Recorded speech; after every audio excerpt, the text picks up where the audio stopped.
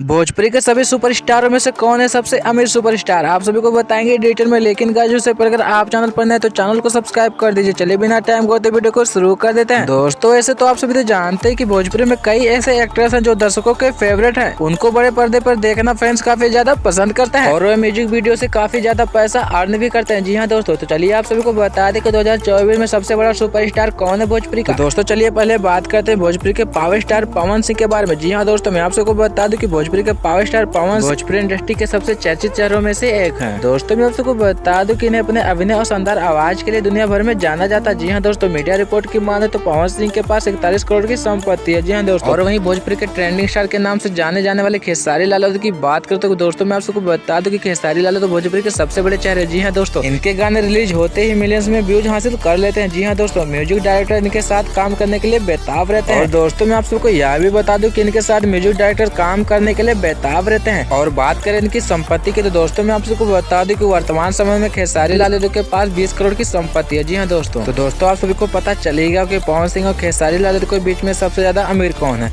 तो दोस्तों खबर कैसी लगी आप सब नीचे कमेंट बॉक्स में जरूर बताएगा। तो मिलते हैं किसी और नए वीडियो के साथ में, तब तक के लिए जय हिंद, वंदे मातरम।